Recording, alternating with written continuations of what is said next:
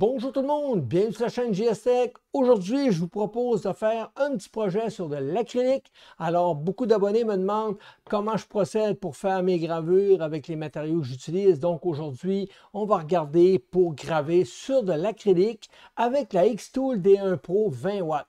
Oui, bien entendu, vous pouvez utiliser n'importe quelle autre graveuse laser, le but étant juste la manière dont on s'y prend. Alors aujourd'hui, ce qu'on va faire dans la vidéo, on va regarder étape par étape toutes les procédures que j'utilise pour en venir à une gravure finale sur ce projet-là. Et comme Halloween est à nos portes, alors on va peut-être regarder pour y aller sur cette thématique-là. Alors, on regarde tout ça. Alors, la première étape, c'est la préparation de notre plaque d'acrylique. Donc, on va devoir enlever tout le papier protecteur des deux côtés qui protège notre fameuse plaque d'acrylique. Alors, et voilà, on enlève tout ça. Et on enlève ça aussi. C'est une plaque de test que j'ai. Alors, prévoyez peut-être, vous aussi, une plaque de test pour faire vos tests de profondeur de gravure, parce que si vous y allez avec la plaque que vous avez pour faire votre produit final, vous risquez peut-être de ne pas avoir nécessairement la belle qualité de gravure que vous aimeriez avoir. Alors, une fois le papier enlevé, je vais tout simplement utiliser un peu d'alcool standard, l'alcool isopropylique, là, et je vais tout simplement nettoyer comme il faut la surface pour m'assurer qu'on n'a pas de colle ou de résidus, et je m'assure que tout est bien sèche, et pour ma part, ça ne détériore pas du tout la surface de l'acrylique. Ensuite, un coup que c'est fait, j'utilise la dite peinture qui se trouve être de la Rust-Oleum Painter Touch Flat, donc mat blanc. Alors, je prends tout simplement ma peinture, je m'assure qu'elle est bien brassée et je vais peindre un léger, je vais essayer d'y aller quand même à une certaine hauteur, ok? Pas trop près, un bon 12 pouces là, en millimètres, je ne sais plus trop c'est quoi là. Donc, un pouce étant 25 mm, 25,4 mm, alors multiplié. Donc, à peu près cette distance-là, on a du fun. Alors, et voilà, on fait juste faire un petit nuage blanc sur notre plaque. On ne veut pas trop en mettre parce que ce n'est pas nécessaire. La peinture va agir comme surface, comme un écran qui va permettre au laser d'agresser vraiment la surface où la peinture se trouve. Sinon, le laser va passer complètement à travers l'acrylique sans l'attaquer. Alors, on fait tout simplement, et voilà, mettre une petite couche. C'est tout. Pas plus compliqué que ça. Juste une petite couche. C'est pas obligé d'être très fort. Petite couche de blanc. Donc, maintenant, on laisse sécher une petite demi-heure, une heure, pas tellement plus. Et on installe ça sur notre graveuse laser et on va regarder à l'ordinateur comment je procède pour faire un test sur cette plaque-là. Alors, on va commencer par venir installer notre plaque sur notre graveuse laser. Je vais maintenant venir vérifier si ma hauteur est bonne, tout simplement. Et voilà, comme ça me semble parfait. On soulève maintenant l'ajustement et je vais venir positionner mon laser dans le coin de ma pièce. Et je vais maintenant aller à l'ordinateur. Je vais faire ici définir l'origine, régler la position de fin. Et je m'en vais maintenant dans Laser Tool, Matériel Test. Et je vais charger mon profil de plexiglas qui est de l'acrylique. Alors, j'y vais pour 10 carrés par 10 carrés à une vitesse, en vitesse ici, et un paramètre de 1000 minimum pour 10 000 maximum, avec une puissance de 10 pour 50, tout simplement. Dans mon matériel, j'y vais en ligne, parce que présentement, c'est des lignes que je veux graver. Ensuite, le matériel texte, je vais pour 4000 à 40% de puissance. C'est suffisant pour ce que je veux faire. Ensuite, si je fais un preview, ça va me donner ça ici comme procédure. Et je vais maintenant faire un cadré pour voir si ça fonctionne, voir si je ne suis pas en dehors de mon matériel. Et voilà, je suis en plein dans le bon matériel. Maintenant, je vais y aller en start et on regarde qu'est-ce que ça donne.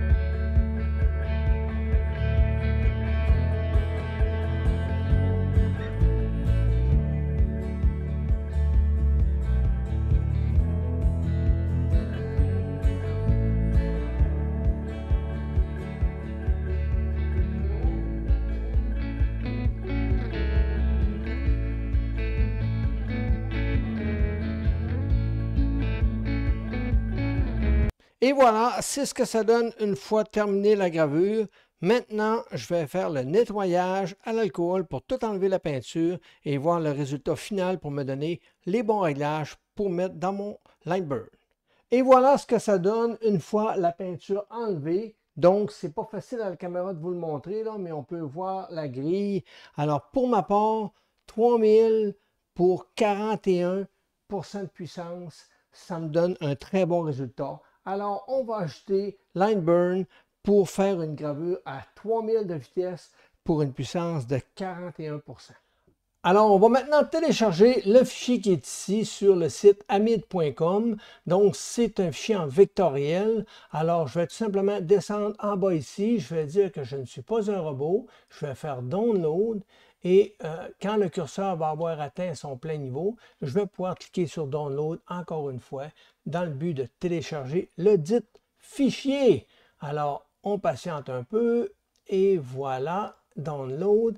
Maintenant, mon fichier devrait apparaître ici. Je l'exécute et je fais extraire vers le dossier de destination qui est le téléchargement.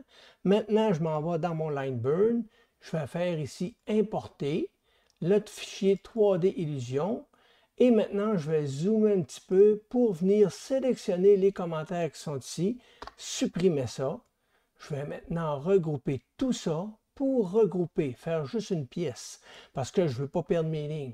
Maintenant, je m'en viens ici, je vais dire que ma grandeur d'acrylique est de 145. Et voilà, maintenant, je vois ma pièce qui est numéro 1. Ensuite, je vais tout simplement démarrer, non pas démarrer, excusez, ajuster mon profil. Alors, j'ai vérifié à nouveau mon test de gravure et j'en suis venu à la conclusion que 3000 pour 45 me donnait un très beau résultat. Alors, je vais tout simplement vérifier, je suis en ligne, nombre de passes 1, tout est beau là-dessus, je fais OK. Maintenant, je vais m'assurer que dans mon déplacé, je vais faire définir, régler la position et je vais faire un cadré et on va regarder si ça fonctionne. Et voilà, la graveuse se déplace sur ma pièce sans aucun problème. Donc, la position me semble très bonne. Alors, il ne me reste plus juste à lancer la gravure en faisant démarrer. On regarde ce que ça donne.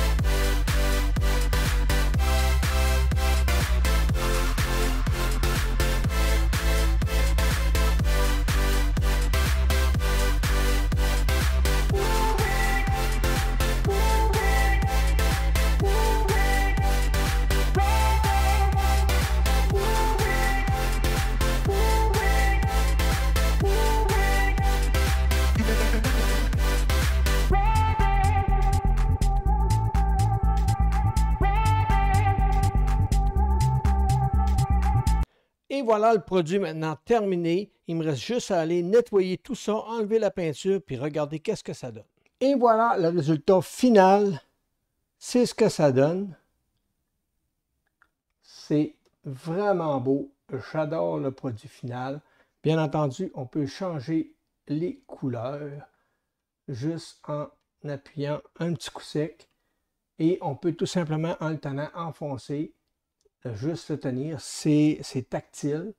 Très beau petit produit intéressant. Et voilà, c'est aussi simple que ça. Aujourd'hui, je vous ai montré comment je faisais de la gravure sur de l'acrylique. Alors, c'est simple, c'est un petit kit que j'ai acheté. Ça arrive avec différentes formes d'acrylique. Donc, c'est 4 acryliques plus 4 bases avec leur adapteur et la petite télécommande qui vous permet de changer les couleurs. Donc, super bien fait. Je pense que j'ai payé ça 40-45 $ pour 4. Alors, c'est un beau petit produit. Vous avez tout simplement, vous faites votre gravure dans le fond sur l'acrylique et vous venez l'insérer dessus.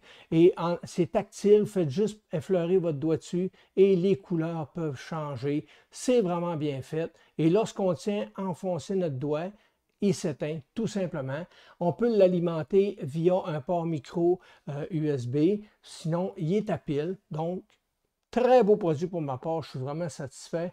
Alors, tous ceux qui vont vouloir maintenant réaliser ce type de gravure devraient être capables. Bien entendu, aujourd'hui, j'ai utilisé la Xtool D1 Pro. Alors, merci beaucoup Xtool de m'avoir envoyé ce produit-là. Et je vais vous mettre les liens dans la description si le produit vous intéresse. Et je vais vous mettre aussi le lien pour ce produit-là que j'ai acheté. Bien sûr, le lien que je vous donne, c'est juste une référence. Vous pouvez très bien, à partir de là, prendre le modèle et faire vos propres recherches pour ce type de produit. Alors, c'est tout pour ma part. C'est ce qui m'a fait la vidéo. En espérant que vous avez aimé le contenu, alors je vous encourage à vous abonner à la chaîne. C'est ce qui permet à ma chaîne de grandir. Et un petit pouce en l'air, la petite cloche, laissez des commentaires. Je réponds à tout le monde. Merci tout le monde. Passez une bonne Halloween. À la prochaine. Bye bye.